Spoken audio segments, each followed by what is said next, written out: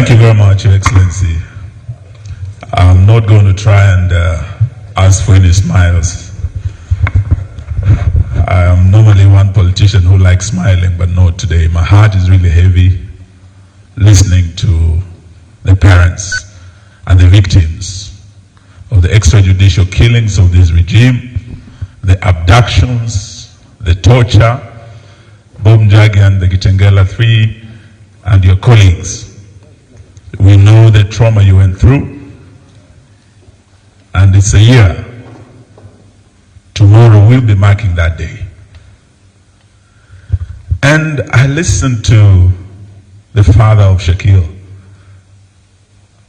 at the All Saints Cathedral.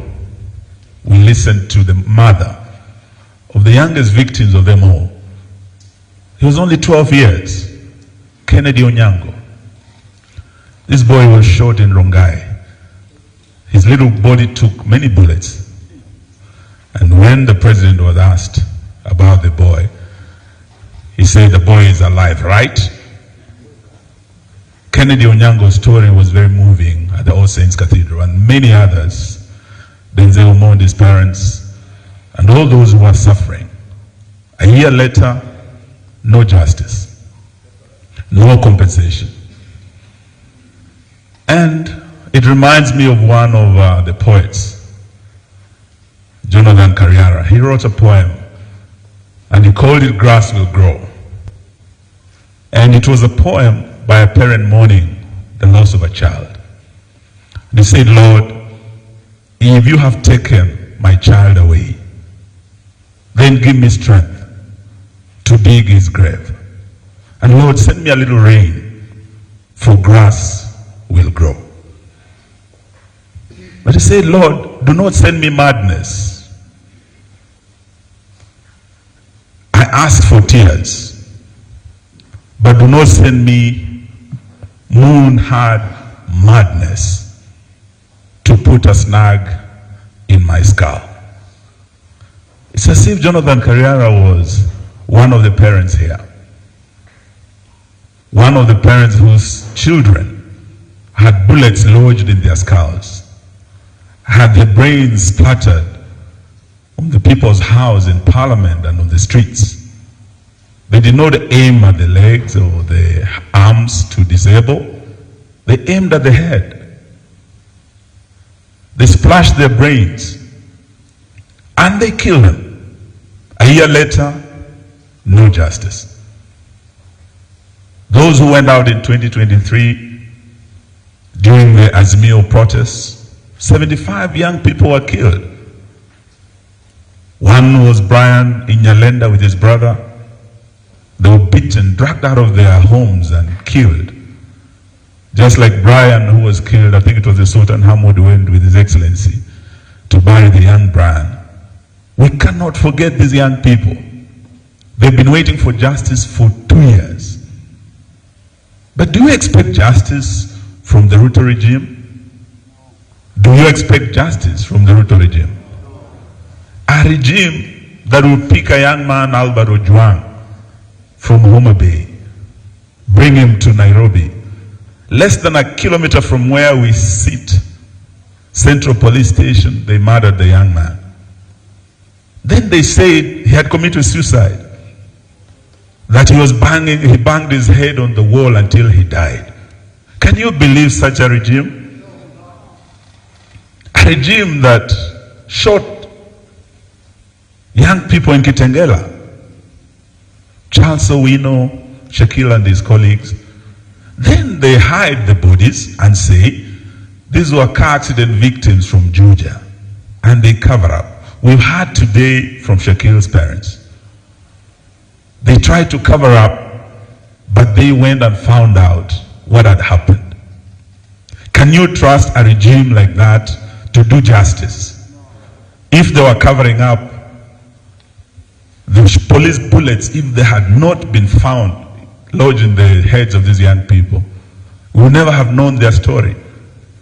And that is why today I want to thank, I don't know where Ben is, and the young people, the brains behind this organization.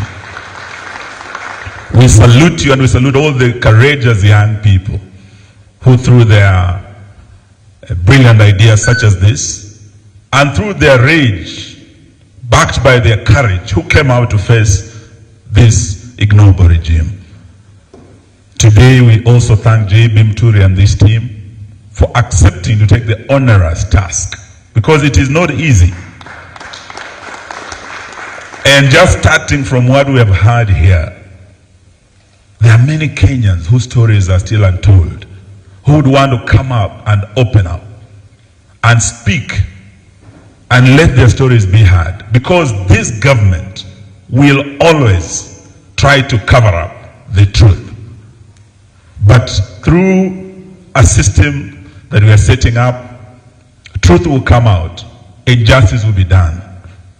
And even if it's not done by this regime, as your incoming government, we want to give you our word, justice will be done.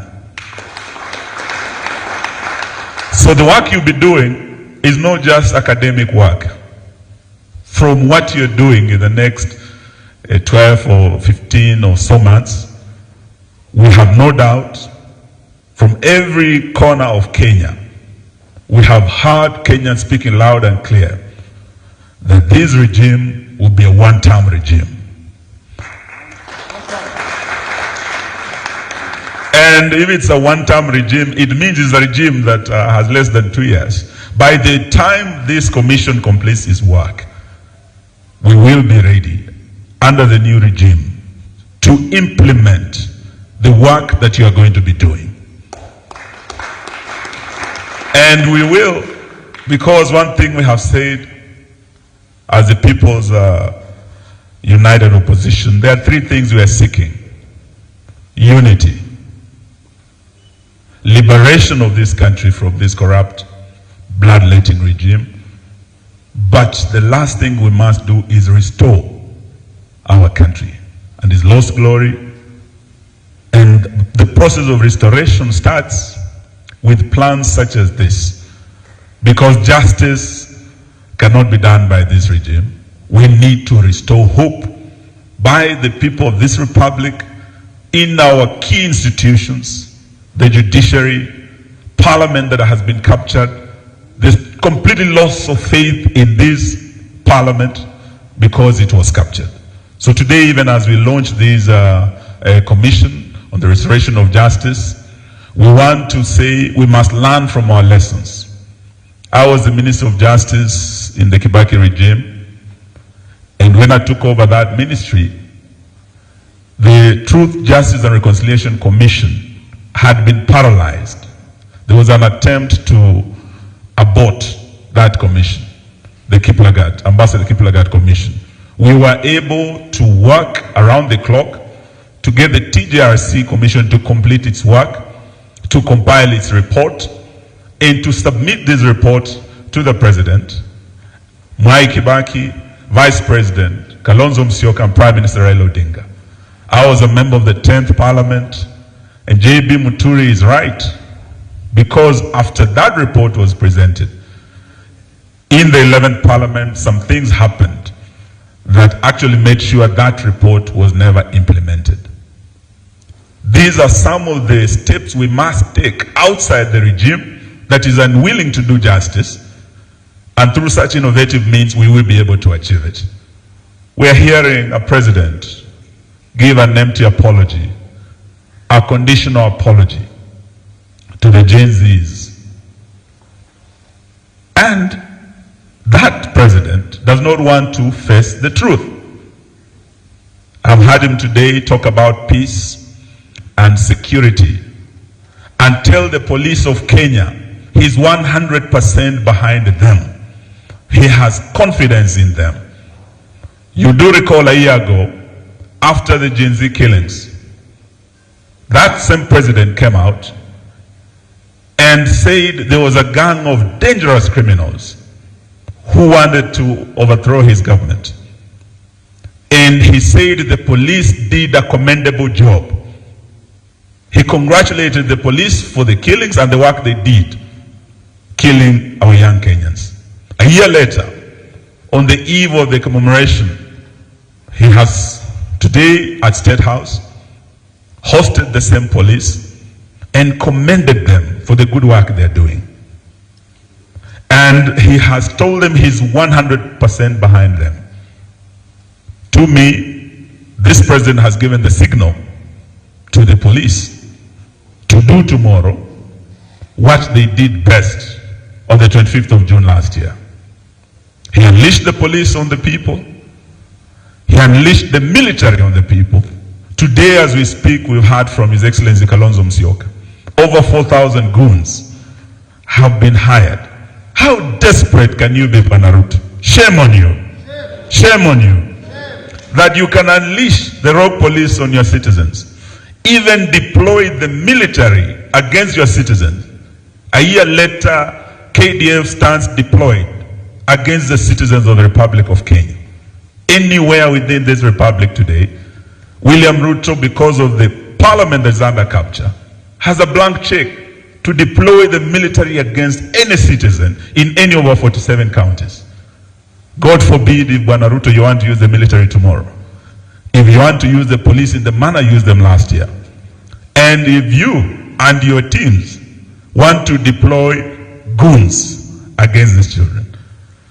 All we are asking, as Jonathan Carriera said, is that Lord, give us the strength.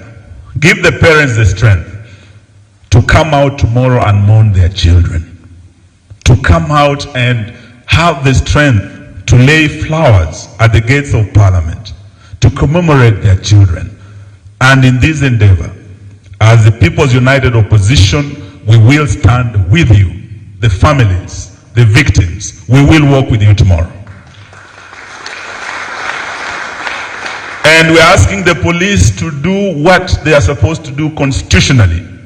Don't criminalize protests, demonstrations that are rights guaranteed by Article 37 of our Constitution.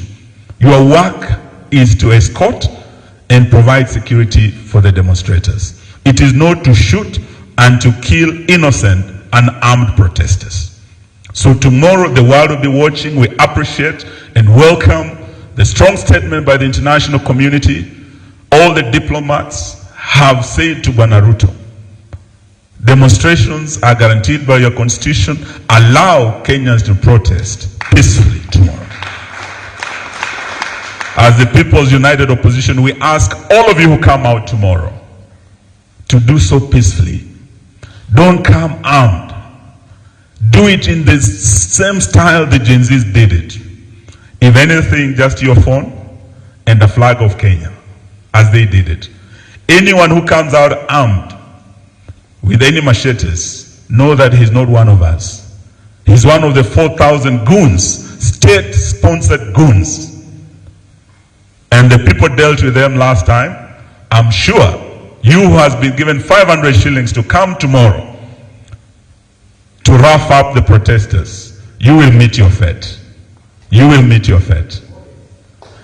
Let me not say more than that. I just want to thank you once more and to say congratulations, JB, and to say you are one of the victims. Your son was abducted.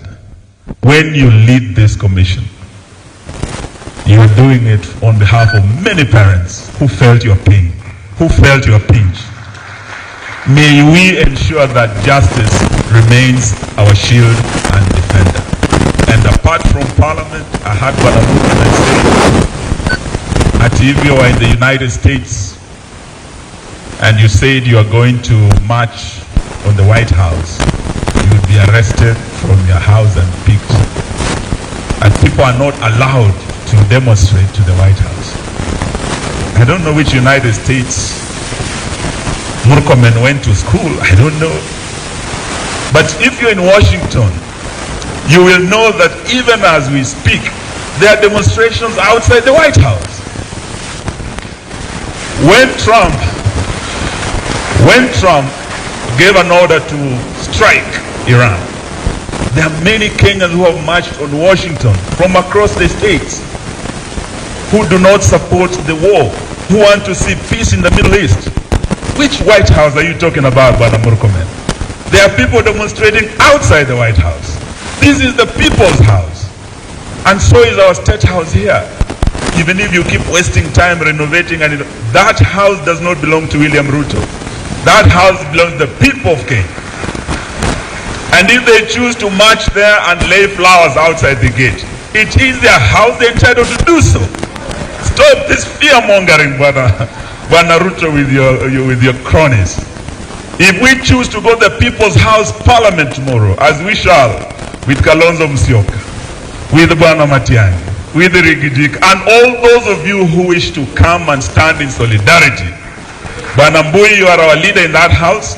Come out and meet us and receive our flowers and receive the families who have the right to come and honor their heroes and commemorate with their children.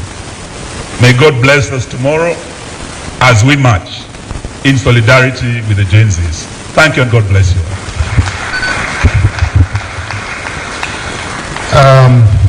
Thank you very much, Excellencies. At this point in time, may I invite my brother P.S.